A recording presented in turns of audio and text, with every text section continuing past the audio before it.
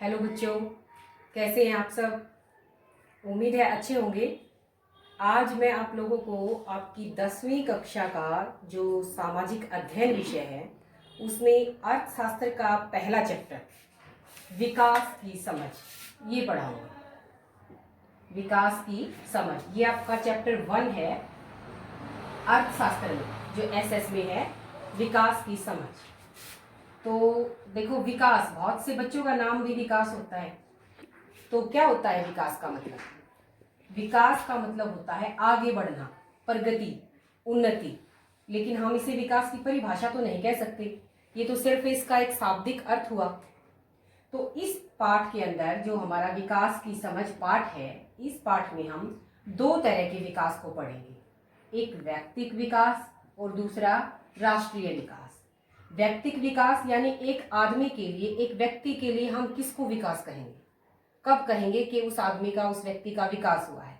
दूसरा, एक राष्ट्र के लिए कि एक राष्ट्र में क्या क्या चेंज आए, तब हम ये कहेंगे कि एक राष्ट्र का विकास हुआ है। तो इसको समझने के लिए हम सबसे पहले क्या देखते हैं कि भाई व्यक्तिक विकास यानी कि एक व्यक्ति का विकास। हर एक व्यक्ति की, हर एक आदमी की अपनी अलग अलग जरूरतें होती हैं, अलग अलग आवश्यकताएं होती हैं। अपनी उन्हीं आवश्यकताओं के अनुसार उस आदमी का विकास का मतलब भी अलग होगा।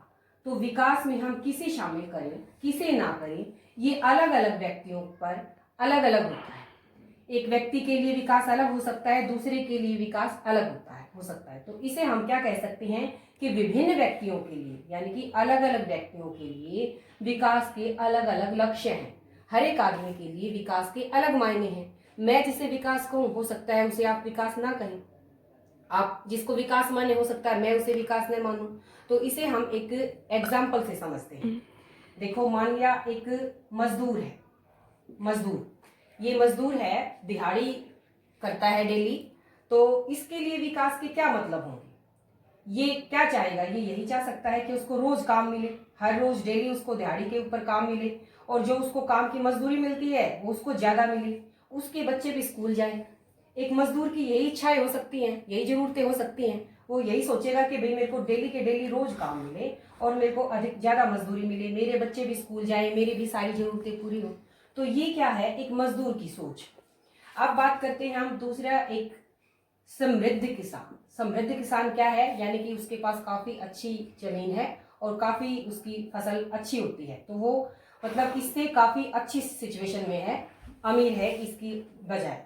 तो उसके लिए विकास के क्या मायने हैं? उसके बच्चे स्कूल में भी जाते हुए मिलेंगे पहले से ही, उसकी आमदनी भी खूब अच्छी होगी, घर में सारी सुविधाएं होंगी। तो वो उससे आगे सोचेगा। हो सकता है वो ये सोचे कि उसके बच्चे विदेशों में जाएं, वहां पर जाकर एजुकेशन लें और कहीं और ऊपर जाएं। तो इस आदमी के लिए इसकी सोच अलग है, इस व्यक्ति की सोच अलग है। अब बात करें हम तीसरा, एक छोटा किसान है। ये किसान समृद्ध किसान था, काफी बड़ा किसान था। ये एक छोटा सा किसान है। तो ये क्या सोचेगा? इसकी सोच हो सकता है कि इस बार वो, मान लिया अच्छी बारिश हो, उसकी पैदावार ज्यादा हो, अच्छी हो। तो हर एक आदमी के लिए, इन तीनों आदमियों की अपनी अलग अलग सोच हो सकती है। एक शहर का आदमी, मान लिया बेरोजगार है, पढ़ा लिखा है, शहर में रहता है, तो वो क्या सोचेगा? वो ये चाहेगा कि उसको रोजगार मिल जाए, अच्छी नौकरी मिल जाए। तो हर एक आदमी के लिए विकास के अलग अलग मायने हैं, विभिन्न व्यक्ति, विभिन्न लक्ष्य। तो एक परिभाषा कैसे बनाए हम इसकी? अलग अलग लोगों की अलग अलग सोच है। तो क्या कह सकते हैं हम इसको कि भाई जरूरी नहीं कि जो एक के लिए विकास है वो दूसरे के लिए भी विकास हो। इसके उलट एक और भी हो सकता है कि हो सकता है जो एक के लिए विकास है वो दूसरे के लिए विकास न होकर नुकसानदायक हो। ऐसा भी हो सकता है। अलग अलग लोगों के अलग अलग विचार हैं, और ये भी पॉसिबल है, ये भी हो सकता है कि जो एक के लिए विकास है वो दूसरे के लिए विकास ना हो। मैं एक उदाहरण देती हूँ कि मान लिया एक फैक्ट्री के अंदर मजदूर काम करते हैं। तो मजदूर के लिए तो विकास क्या है? उसकी आमदनी बढ़े, उसको ज्यादा पैसे मिले। लेकिन फैक्ट्री मालिक अगर उसको ज्यादा पैसे देगा, मजदूरों को ज्यादा मजदूरी देगा, तो उसकी तो आमदनी कम हो जाएगी, तो उसके लिए तो वो नुकसानदायक हो गया। तो जरूरी नहीं कि जो एक के लिए विकास है वो दूसरे के लिए भी विकास है। एक के लिए वो लाभदायक हो सकता है विकास, और दूसरे के लिए वो नुकसानदायक भी हो सकता है। तो हम इसे क्या कहेंगे कि विभिन्न व्यक्तियों के विकास के लिए विभिन्न लक्ष्य होते हैं। तो अब यहां से एक चीज बार एक समान चीज निकलती है। वो क्या निकलती है कि मजदूर भी, ये किसान भी और ये छोटा किसान भी, सब क्या चाहते हैं? जो उनकी पहले स्थिति है उससे अच्छा बनना चाहते हैं, पहले से बेहतर। तो यहाँ हमारी विकास की परिभाषा बन जाएगी कि पहले से बेहतर स्थिति, पहले से बेहतर स्थिति, उसे हम क्या कह सकते हैं, विकास कह सकते हैं। तो विकास की परिभाषा क्या बनी, इन उदाहरणों से हमने क्या समझा कि कोई भी है, हर एक के लिए अलग अलग मायने हैं, लेकिन ये हर कोई चाहता है कि वो पहले से बेहतर स्थिति में आ जाए। तो विकास हम किसे कहेंगे, पहले से बेहतर स्थिति में आना।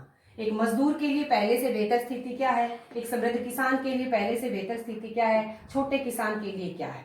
तो ये क्या बन गई हमारी विकास की परिभाषा, इसे कहेंगे हम विकास। अब देखो बात करते हैं हम राष्ट्रीय विकास की। ये तो एक व्यक्ति का विकास हुआ, अब बात करते हैं एक राष्ट्र के विकास की। तो राष्ट्रीय विकास किसे कहेंगे, जैसे हमने हर एक आदमी को देखा कि भाई वो अलग अलग चाहता है, ऐसे ही एक राष्ट्र के विकास के लिए भी लोगों के अलग अलग विचार हो सकते हैं। क्या अलग अलग विचार हो सकते हैं, मैं राष्ट्रीय विकास को अलग समझू। मान लिया मैं ये सोचती हूँ कि विकास क्या है, राष्ट्रीय विकास कि कोई भी देश में गरीब ना हो, मैं उसे विकास कहूंगी। किसी एक और की ये भी सोच हो सकती है कि भाई सबको रोजगार मिले, हम उसे विकास कहेंगे। या फिर हम ये कह सकते हैं कि सबके साथ न्याय होना चाहिए, वो राष्ट्रीय विकास होगा। तो जिस तरह से व्यक्तिगत विचार के लिए लोगों के अलग अलग विचार थे व्यक्तिगत विकास के, उसी तरह से राष्ट्रीय विकास के लिए भी सबके अलग अलग विचार हो सकते हैं। कोई कह सकता है कि सबको रोजगार मिले, कोई कह सकता है गरीबी बिल्कुल ही ना हो, कोई ये कह सकता है कि क्या हो, सबको न्याय मिले, हम उसे राष्ट्रीय विकास कहेंगे। तो क्या लोगों की आय बढ़े, आय अधिक हो, क्या हम उसको भी कहेंगे राष्ट्रीय विकास हो। तो आय अधिक आय का होना, अधिक आय, क्या इसे राष्ट्रीय विकास कहेंगे। तो इसके समझाने के लिए मैं एक उदाहरण देती हूँ। क्या उदाहरण है कि आपकी बुक के अंदर ये उदाहरण दिया हुआ है कि मान लिया समुद्र है, समुद्र के अंदर बहुत बड़ा जहाज है, एक पनडुब्बी है, और उस जहाज में से अपशिष्ट पदार्थ, बहुत ही जहरीला पदार्थ निकलता है, और वो पदार्थ अगर वो बाहर लेके जाए, कहीं जमीन में मिट्टी में दबाए, तो उसके लिए उसका खर्चा बहुत ज्यादा आएगा। तो वो क्या करता है जहाज वाला कि वो उस सारे के सारे अपशिष्ट को, जहरीले पदार्थ को समुद्र में ही निकाल देता है। तो इससे क्या हुई, उसकी लागत तो जीरो हो गई, उसको कुछ भी नहीं करना पड़ा, फ्री में उसका सारा का सारा जो अपशिष्ट था, सारा का सारा जो जहरीला पदार्थ था, वो उसने समुद्र में ही निकल गया। तो उसकी कॉस्ट तो जीरो हो गई, उसकी तो आय अधिक हो गई। जो जहाज वाला है, उस जहाज वाले की तो आय अधिक हो गई, क्योंकि उसको वो पदार्थ दूर कहीं वेस्ट को दबाने की जरूरत नहीं पड़ी, कोई उसकी लागत नहीं आई, उसकी कॉस्ट जीरो हो गई, तो उसकी आय तो बढ़ गई। तो क्या उसके लिए ये विकास है। अब इसका दूसरा पहलू देखो, उसकी आय तो शून्य हो गई, लेकिन समुद्र में उस जहरीले पदार्थ के गिरने के कारण बहुत सारी मछलियां मर गई होंगी, उन मछलियों को जो लोग खाएंगे वो भी बीमार पड़ गए होंगे, तो उसकी सामाजिक लागत बहुत ज्यादा हो जाएगी। तो इस तरह से हम क्या कह सकते हैं कि अधिक आय का होना भी राष्ट्रीय विकास एक के लिए हो सकता है, जरूरी नहीं सबके लिए हो। तो मेरा कहने का मतलब क्या है कि राष्ट्रीय विकास को लेकर भी लोगों के अलग अलग विचार होते हैं। तो किसे कहेंगे हम राष्ट्रीय विकास। हम कहते हैं कि एक देश विकसित है और एक देश विकसित नहीं है। विकसित और अविकसित में क्या अंतर है, किसे कहेंगे विकसित और किसे कहेंगे अविकसित। देखो इसके लिए क्या करते हैं कि जो देश विकसित है उनमें ऐसी क्या खास बात है कि हम उनको विकसित कह रहे हैं, और जो अविकसित है वो क्यों है अविकसित। इसके लिए भी मैं तुम्हें एक उदाहरण दूंगी कि मान लिया क्लास के अंदर हम स्टूडेंट्स, विद्यार्थियों में से खेल की टीम बना रहे हैं। तो खेल की टीम बनाते टाइम हम क्या देखेंगे, खेल की टीम बनाते टाइम हम ये देखेंगे, हम उन बच्चों को छांटेंगे जिनमें चुस्ती ज्यादा है, जिनका स्वास्थ्य अच्छा है। और अगर मान लिया हमें किसी कंपटीशन के लिए, किसी के लिए बच्चों का चुनाव करना है, तो उसके अंदर हम कौन से बच्चों को छांटेंगे, हम उन बच्चों को छांटेंगे जिनका दिमाग तेज है, जिनमें प्रतिभा है, बुद्धिमान है जो। और अगर हमें छांटना हो ऐसे बच्चों को कि भाई हमें किसी कल्चरल प्रोग्राम में लेके जाना है, तो वहां पर हम उन बच्चों को छांटेंगे जिनकी आवाज अच्छी हो, जिनको अच्छा डांस करना आता हो।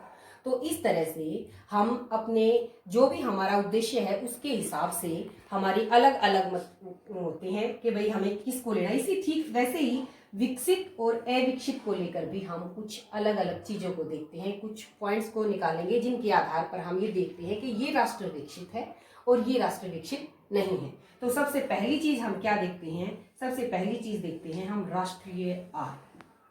राष्ट्रीय आय क्या है। यहाँ से हमारा प्रश्न भी बनता है कि राष्ट्रीय आय किसे कहते हैं। जैसे एक आदमी की आय होती है, उसे हर महीने तनख्वाह मिलती है, ठीक वैसे ही राष्ट्र की आय भी होती है। लेकिन राष्ट्र की आय ऐसे नहीं होती जैसे हर महीने होती है। राष्ट्र की आय हम पूरे एक वर्ष में निकालते हैं। कैसे निकालेंगे? राष्ट्र की आय निकालने के लिए क्या करते हैं कि एक वर्ष में उत्पादित वस्तुओं व सेवाओं का मूल्य, देखो मैंने मूल्य लिखा है, एक देश के अंदर पूरे एक साल में हमने कितनी वस्तुओं का, कितनी सेवाओं का उत्पादन किया, उनके उत्पादन को जो बाजार में उनकी कीमत है उससे गुणा कर दिया जाता है, और वो क्या होगी? हमारी राष्ट्रीय आय। तो एक राष्ट्र के विकास को मापने का एक तरीका क्या है? राष्ट्रीय आय। कि राष्ट्रीय आय होती क्या है? एक वर्ष में उत्पादित वस्तुओं और सेवाओं का मूल्य, उनकी कीमत। एक साल में एक देश में कितनी वस्तुओं का, कितनी सेवाओं का उत्पादन हुआ और उनका की कीमत क्या है, उसे क्या कहेंगे हम? राष्ट्रीय आय। तो राष्ट्रीय आय के आधार पर भी हम देख सकते हैं कि भाई ये राष्ट्र विकसित है, ये राष्ट्र का विकास हुआ है या इस राष्ट्र का विकास नहीं हुआ है। दूसरा पैमाना क्या है राष्ट्रीय विकास को मापने का? दूसरा है प्रति व्यक्ति आय। प्रति व्यक्ति आय को हम औसत आय भी कहते हैं। यहाँ से हमारे प्रश्न बन रहे हैं छोटे छोटे। प्रति व्यक्ति आय, दूसरा नाम क्या है इसका? औसत आय। राष्ट्रीय विकास को मापने का पहला तरीका क्या है? राष्ट्रीय आय। और राष्ट्रीय आय की परिभाषा ये मैंने यहाँ बताई है। दूसरा तरीका है प्रति व्यक्ति आय। प्रति व्यक्ति आय को हम औसत आय भी कहते हैं। अब प्रति व्यक्ति आय का ये फार्मूला है हमारा, कैसे निकलती है प्रति व्यक्ति आय? राष्ट्रीय आय बटे जनसंख्या। राष्ट्रीय आय मैंने पहले बता दिया, एक वर्ष में उत्पादित वस्तुओं व सेवाओं की कीमत, उनका मूल्य। अगर उसे हम अब जनसंख्या से भाग दे दें तो क्या आ जाएगी? हमारी प्रति व्यक्ति आय। देखो मैं उदाहरण देके बताती हूँ कि मान लिया 5,000 मान लिया एक करोड़ में है, 5,000 करोड़ देश की राष्ट्रीय आय आ गई। एक देश में एक साल में उत्पादित वस्तुओं सेवाओं का कीमत जो है 5,000 करोड़ है, और मान लिया उसकी जनसंख्या, यहाँ मैं उदाहरण देने के लिए बता रही हूँ, 50 है मान। तो क्या आई इसकी प्रति व्यक्ति आय? कितनी आ गई? 100। ये आ गई हमारी। तो अब अगर मैं इस 50 को, जनसंख्या को बढ़ा दूं, जनसंख्या थी ना 50, जनसंख्या को बढ़ाकर 50 की जगह 100 कर दूं तो 5,000 बटे 100 कितना आ जाएगा? 5,000 बटे 100 करेंगे तो इस 100 की जगह सिर्फ 50 आएगा। तो मैं कहना क्या चाह रही हूँ? मैं कहना ये चाह रही हूँ कि भाई अगर जनसंख्या बढ़े और राष्ट्रीय आय ना बढ़े, अगर जनसंख्या तो बढ़ती रहे और राष्ट्रीय आय ना बढ़े तो प्रति व्यक्ति आय क्या हो जाएगी? कम हो जाएगी। प्रति व्यक्ति आय कब बढ़ेगी?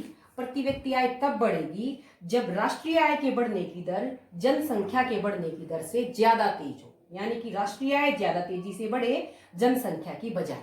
जनसंख्या नीचे है, ये हमारा अंश होता है, ये हर होता है। जब इसके बढ़ने की दर से इसके बढ़ने की दर ज्यादा तेज होगी तो हमारी प्रति व्यक्ति आय बढ़ेगी। तो राष्ट्रीय विकास को मापने का पहला तरीका क्या बताया मैंने? राष्ट्रीय आय। दूसरा तरीका क्या बताया? प्रति व्यक्ति आय। प्रति व्यक्ति आय को निकालने का फार्मूला क्या है? राष्ट्रीय आय बटे जनसंख्या। इसका दूसरा नाम क्या है? औसत आय। अब आता है हमारे अगला पॉइंट। इन दोनों के अलावा और कई अन्य मापदंड भी हैं जिनसे हम राष्ट्रीय आय को माप सकते हैं। वो मापदंड क्या है? वो मापदंड हो सकते हैं, उसमें सुविधाएं कितनी है एक देश के अंदर, सुविधाओं के अंदर बहुत सारी सुविधाएं। इंफ्रास्ट्रक्चर कैसा है? इंफ्रास्ट्रक्चर क्या होता है? मतलब एक देश के अंदर सड़कें हैं, परिवहन है, पानी की, स्वास्थ्य की, ये सुविधाएं कैसी हैं? तो उन सुविधाओं को देखकर भी हम एक राष्ट्र का विकास हुआ है या नहीं हुआ है, इन चीजों को माप सकते हैं। तो ये हमारे अन्य मापदंड, यानी कि सुविधाएं उस देश के अंदर, स्वास्थ्य संबंधी सुविधाएं कैसी हैं, परिवहन संबंधी सुविधाएं कैसी हैं, ठीक है, वहां पर पार्क है, अच्छे रोड हैं, क्या क्या चीजें हैं। तो ये दूसरा मापदंड। इसके अलावा एक मापदंड और है, HDI। ये भी हमारा प्रश्न बनेगा, इंपॉर्टेंट क्वेश्चन है HDI। H यानी कि ह्यूमन,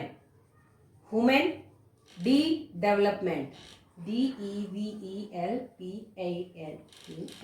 डेवलपमेंट, और I for index.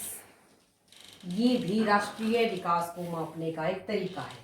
Human development index, इसे हिंदी में कहते हैं हम मानव विकास सूचकांक। मानव के विकास को मापता है। एक देश के अंदर क्या कि एक देश के अंदर उसके मानव का कितना विकास हुआ, उसके आधार पर एक सूचकांक तैयार किया जाता है। जिस देश के मानव का, जिस देश के लोगों का अधिक होएगा विकास, तो इट मीन्स उस देश का विकास भी ज्यादा होएगा।